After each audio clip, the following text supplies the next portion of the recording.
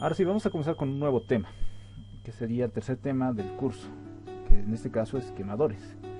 ¿Ya? ¿Qué es un quemador? Bueno, vamos a definirlo como un componente que nos va a permitir regular el flujo y la potencia del combustible que vamos a utilizar, ¿sí? Dependiendo de eso, vamos a poder diseñar quemadores para mayor o menores requerimientos. Ahora, ¿cuáles son los tipos de quemadores más comunes? Van a ser ya sean utilizados para gas, para combustibles líquidos o combustibles sólidos. Nos vamos a enfocar sobre todo en quemadores de gas, ¿sí? En esta parte, porque son los que más vamos a utilizar y son los que más utilizamos, ¿no? Por ejemplo, en nuestras cocinas, en los laboratorios, incluso en el soldador de oxiacetileno utilizamos gas. Entonces, vamos a enfocarnos en esa parte mayormente. Ahora, para los quemadores de combustibles gaseosos vamos a tener que tomar ciertos parámetros, ¿no? Por ejemplo, aquí están enlistados todos los que, o la mayoría de los que debemos tomar en cuenta, que son la cantidad de combustible gaseoso que vamos a suministrar, que debe ser adecuado para la potencia térmica que estamos especificando, que permita la regulación de los caudales de aire y gas, que mezcle homogéneamente el aire y el gas, ¿no? Porque saben que si no se mezcla homogéneamente, entonces o puede haber un gran kaboom o puede que no haya nada, ¿sí? Una de las dos cosas va a pasar, que explote o sobreexplote, o que no haya reacción, ¿no? Si no se mezcla de manera correcta. Y conseguir que la mezcla se encuentre dentro de los límites de inflamabilidad, exacto, ¿no? Ahora, garantizar una combustión higiénica. ¿Qué es higiénica? Que esté bien limpiecita, ¿no? O sea, sin liberar humito negro, o sea, símbolo de que está ocurriendo una combustión incompleta. Además que las combustiones incompletas siempre dejan hollín, que es ese carbono que no se quema, que ni siquiera es gas, ¿no? No es monóxido, no es dióxido, es carbón, y se va acumulando y va dañando igual el equipo. Ahora, garantizar la estabilidad de la llama, es decir, impedir la ocurrencia de reflujo de llama y desprendimiento de llama, ¿no? Eso vamos a ver ahorita, ¿a qué se refiere? En causar el calor generado durante la combustión, ¿no? O sea, dirigirlo hacia un punto en específico, ¿no? Para que no sea a todo lado. Y dar una llama, un poder de radiación adecuado, dar a la llama las dimensiones apropiadas del recinto donde se efectúa la combustión. Por ahí necesitamos una llama pequeñita, entonces vamos a tener que diseñar nuestro quemador para un recinto pequeño, ¿no? O quizá para uno grande, depende. Y operar de manera silenciosa, ¿no?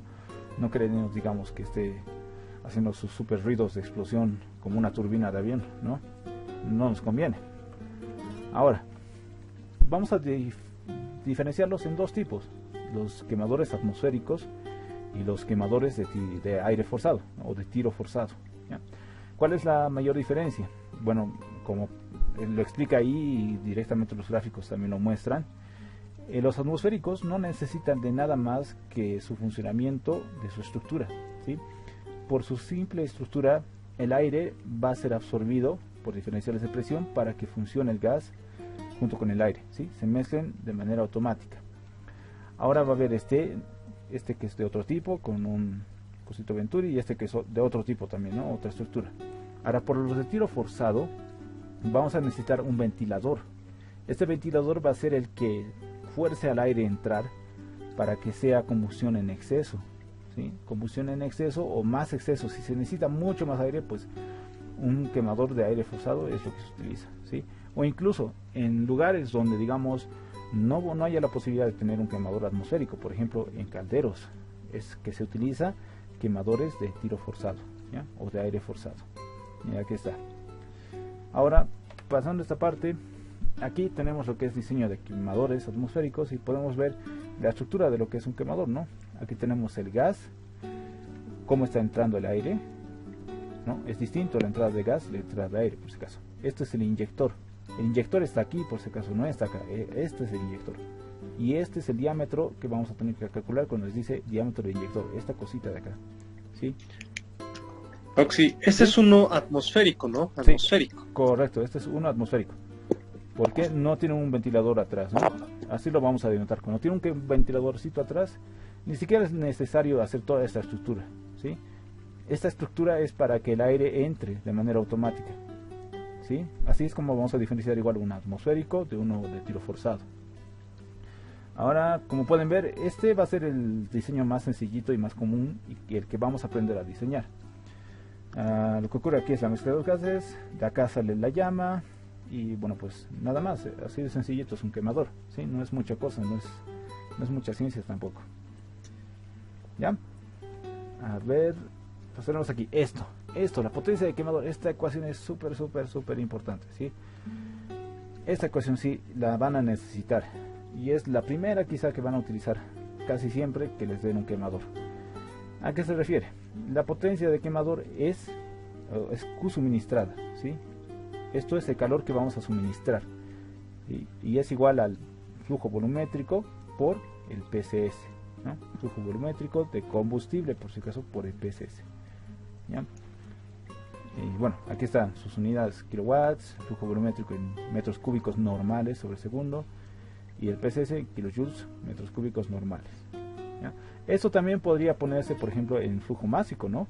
Si tenemos el PCS en kilojoules sobre kilogramo, ¿sí? En ese caso tendría que ser flujo másico, no flujo volumétrico.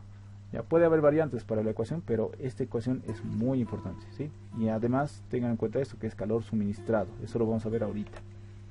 Ahora, ¿y esto qué es la potencia específica? Se define como la relación entre la potencia útil del quemador y el área total de salida, ¿sí? Esta es una potencia específica que es más de quemadores en todo caso, porque como ves relaciona la potencia útil con el área de salida del quemador, ¿no?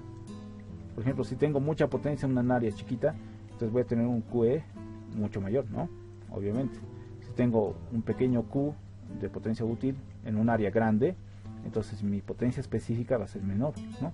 Eso no influye en la potencia teórica del quemador, es otra cosa, ¿sí? Es un factor, como les dije, mayormente de quemadores específicamente. Ahora, eficiencia de quemador, como les decía, eficiencia de quemador es Q útil sobre Q suministrado. Nosotros al quemador le vamos a dar una cantidad total de combustible. Es como que le estamos entregando, no sé, todo ese material, ¿ya? Y ahora el quemador se va a encargar de utilizarlo. Y lo que nos dé como potencia útil, la que realmente nos sirva, va a ser esta de acá, ¿sí? Y eso va a ser gracias a esta eficiencia que podemos calcularla. Entonces yo les recomiendo que tengan en cuenta siempre estas ecuaciones de N, de eficiencia de quemador, y esta QS. Esas son las que más vamos a utilizar. QU, bueno, si les dan N y QS, ponen allá QU, ¿no? Si les dan QU y N, ponen allá QS. Entonces siempre les van a dar una de las dos. Y si no les dan una de las dos, entonces también ya saben cómo hallar la potencia útil. Si les dan, por ejemplo, el QE y la área de salida, ¿no? En algún ejercicio raro, ¿ya? Y es eso, así de simple es esta partecita, ¿sí? Y como les decía, Q suministrada es esto. Así que pueden reemplazar Q suministrada por flujo volumétrico del gas por PCS, ¿no? Siempre y cuando el PCS esté en términos de metro cúbico, ¿no?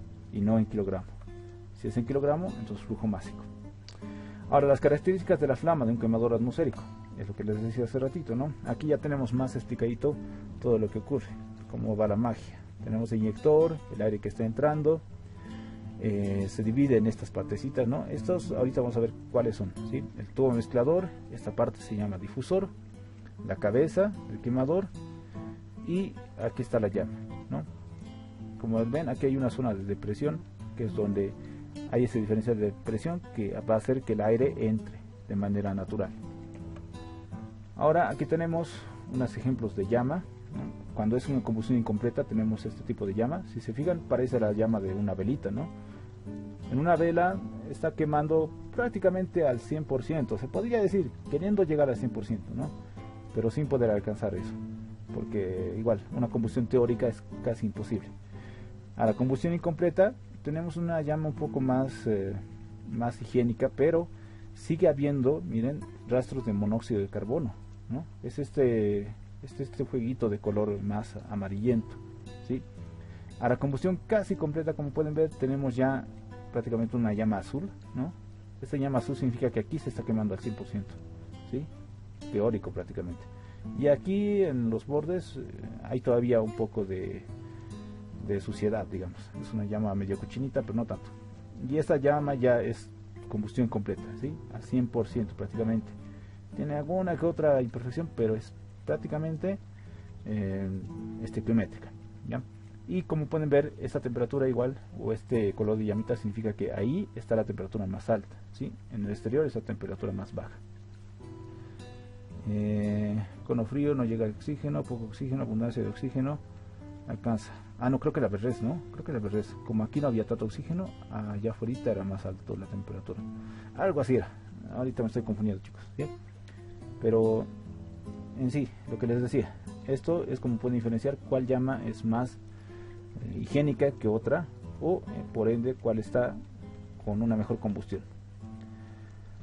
Ahora esto ya estamos llevando al final, ¿sí? De esta partecita teórica. El cálculo del inyector. El inyector es esta partecita, también le llaman pitot, ¿ya? El pitón es el elemento principal por donde va a pasar el gas y por donde va a salir, ¿sí? Miren sus formas, ¿no? Esto es interiormente, y dependiendo también de su geometría va a variar en su cálculo, ¿sí? Ahora, para cálculo del inyector hay toda una ecuación y todo un desglose, y como pueden ver aquí, para presiones bajas que son menores a 100 milibares, la compresibilidad de un gas es despreciable y la relación caudal-presión en el inyector está dada por la relación de Bernoulli, ¿ya? Para presiones bajas, o sea, si su gas está a presiones de menores a 100 milibares, entonces es correspondiente utilizar esto, ¿ya? El desglose de la ecuación de Bernoulli, que nos da esta ecuación general para hallar el diámetro de un pitón, ¿no? Donde D2 va a ser el diámetro del inyector, Bg es el flujo volumétrico del caudal de combustible gaseoso, K es el coeficiente de descarga. Esto va a depender de la geometría del inyector. Delta P es la presión manométrica que alimenta el inyector, ¿no? Como les dije, tiene que ser menor a 100 milibares. Y la densidad del gas en condiciones ambientales, ¿no? Densidad de gas. Solo necesitamos esos datos. Ahora, creo que voy a repetirlo. Aquí está, esto. Como ven, hay distintas geometrías para la parte interna del inyector, ¿no? Y como pueden ver, dependiendo de la geometría, la K varía. Va a variar de valor, ¿no? El estándar va a ser 0,8. Es decir, si no les dice el K, asumen ustedes que es 0,8, ¿sí? Y para diámetros menores a 2 milímetros, 0,85. ¿Sí? Esto es nuestro estándar, 0,8. Si ya nos dice que nos da el K de por sí o nos da la geometría, entonces con esta tablita podemos asumir cuál va a ser la K que vamos a tomar para hallar el ejercicio. Y ahora esto ya es la geometría del quemador atmosférico. Ya aquí ya tenemos todas estas medidas, ¿no? El diámetro inyector, DC, que si vamos aquí es el diámetro de convergencia, DG, que es el diámetro de la garganta, de esta partecita, Dmax, que es el diámetro máximo, ¿no? El más grande en la salida, y este DS, que es el diámetro de salida, ¿no? Que es esta partecita de acá, que es la parte donde se va achatando un poquito al final. Ahora, LIG es la distancia del inyector a la garganta, LIG desde acá, desde el inyector hasta la garganta, LD, longitud del difusor, desde la garganta hasta el diámetro máximo, L1, la longitud del cono convergente, el cono que se va achatando, y L2, la longitud del pitón al cono convergente, ¿no? Esa distancia que hay de separación. Y finalmente alfa, el ángulo de divergencia, alfa, este angulito de acá, ¿no? Que va a ser más o menos el ángulo que se va expandiendo el cono divergente, ¿no? Este de acá. Y listo. Eso es prácticamente todo en cuanto a la geometría de un quemador atmosférico. Rara vez les va a pedir que calculen todos los datos, ¿sí? Y ahorita vamos a ver también cómo los sacamos, porque hasta ahorita solo sabemos cómo sacar el diámetro del inyector, pero todo esto de lo demás todavía no. Y aquí están esos pasos. ¿Cómo vamos a calcular lo demás? El primer paso en el diseño de un quemador atmosférico, pues nos dice, el diseño de quemador se inicia a partir de la potencia del mismo. Entonces necesitamos la potencia del quemador, ¿sí? Algunos autores representan la siguiente relación denominada potencia unitaria, que liga el flujo térmico con el área de salida del quemador en kilowatts por centímetro cuadrado. ¿Ya? ¿A qué se refiere esto? Nos está dando la potencia unitaria, ¿ya? Si tenemos la potencia unitaria, podemos hallar el Q del quemador, ¿no? Hallando su área, ¿sí? O sea, si se fijan, mira, QS, que ya conocemos que es el poder suministrado, va a ser igual al área por la potencia unitaria, ¿sí? Entonces, si yo tengo el potencia unitaria y el área, puedo hallar QS. Si me da directamente QS, entonces, bueno, puedo hallar también el diámetro del quemador, ¿no? Con esta ecuación, ¿no? Voy a necesitar, pero la potencia unitaria. Y para eso necesito el área de la sección de salida. Esto ya es de diseño, ¿no? O puedo asumir estos datos para si es que es gas natural o para si es propano, butano y GLP, ¿sí? Dependiendo, voy a asumir esos datos para hallar el QS y el diámetro máximo, ¿sí? Este diámetro máximo no es lo mismo que el diámetro de Python, por si acaso. Como hemos visto aquí, diámetro máximo es esto, no es estito de acá. Entonces, de esta manera sacamos diámetro máximo. Ahora, para el paso 2, los demás pasos ya no ni siquiera vamos a necesitar ecuaciones, son solo como relaciones experimentales que vamos a tener que ir reemplazando. Para el DG, que es el diámetro de garganta, asumimos que es 0,632 del diámetro máximo. Para la longitud del difusor, el LD es de 6 a 7 dG. Si tengo DG, puedo hallar LD. Ahora, para la distancia del inyector, necesito el DG, ¿no? Que va a ser 2,2 dG más 15 milímetros, el LIG, ¿sí? Y listo, con eso es experimentalmente. Finalmente, para el paso 5, vamos a tener estas otras consideraciones igual, ¿no? El LIG tiene que estar entre 2,5 dG a 4 dG. El DC tiene que ser 1,5 dG y entre 2,5 dG. El DS, este DS creo que estaba mal, creo que era 13, aquí no me acuerdo qué era, chicos. Sí, perdón, creo que lo he borrado el dato. Vamos a fijarnos en el libro del ingeniero en PDF, ahí debe ser quizá. L2 es lo mismo que DG y Dmax, como ven, está en los parámetros. L1 tiene que ser mayor a L2. Ya, con eso tenemos prácticamente todos los datos que son necesarios para diseñar la estructura de nuestro quemadorcito, ¿sí? Quizá el ingeniero les pida como tareita o algo así, diseñarse un quemadorcito, hacerlo en SolidWorks o algo así.